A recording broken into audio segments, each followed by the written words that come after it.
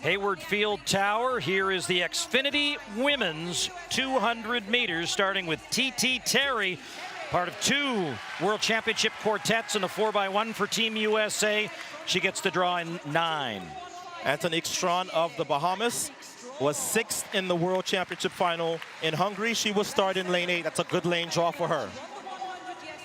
Introduced in stadium as the reigning world champion, second fastest ever, Shericka Jackson. She looks very relaxed. That's a very good sign. Here's the USA's Kayla White. 10.95 in the 100 for a personal best. She made the U.S. team to Budapest this year in the 200. Crowd will embrace the 30-year-old Jenna Prandini, one of the best sprinters in the University of Oregon's history. Her picture's actually up in the stadium here, and she will draw lane 5. Daryl Nita is one of only 3 British women to run under 11 seconds for 100. But this year she's found some real success in the 200, making the final and finishing in 5th. That was her first World Championship 200 final. Marie-Josée Tallou of the Ivory Coast had a great start in the 100 final yesterday, and now doubles back in lane 3 in the 200. There was a video that went viral from Zurich with a diminutive Swiss anchor versus this woman, Jaya of the Netherlands. She was eventually able to win that race for the Dutch. And Joseph of France, the 21-year-old, what an opportunity here as she gets lane 1 in this Xfinity women's 200 meters. So we've just been told by the head of MVP, Bruce James, as we look at Sha'Carri Richardson, everybody looking on to see what this time is going to be.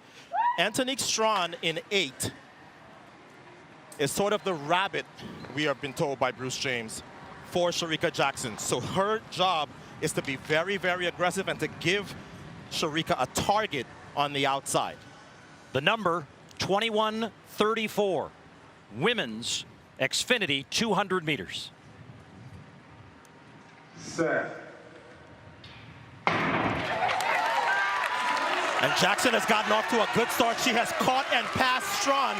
If she comes off of this turn with a big lead, then it's only a matter of finishing the race. The fans on their feet bringing her home as she extends her lead and now chases the clock against the time of Florence Griffith Joyner.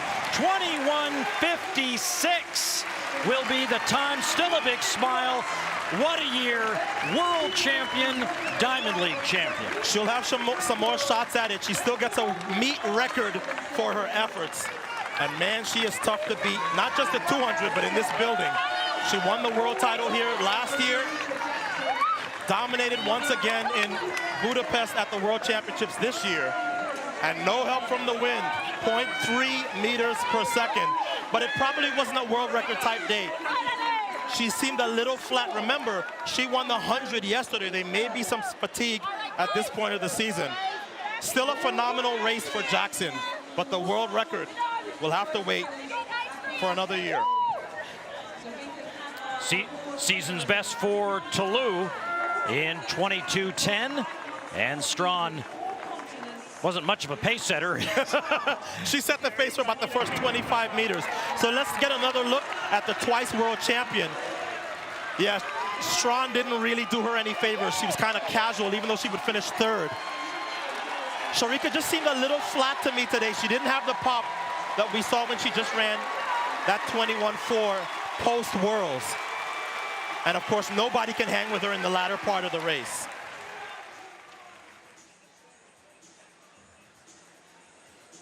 So it's been an undefeated 200-meter season for Miss Shericka Jackson. As we get another look on the 10G Fight Cam brought to you by Xfinity. Look at Twanisha Terry on the outside trying to hold her own. And Tallou, who we said got a season's best for her efforts. But this has been how the 200 has looked this year. Shericka, a big gap, and then everybody else.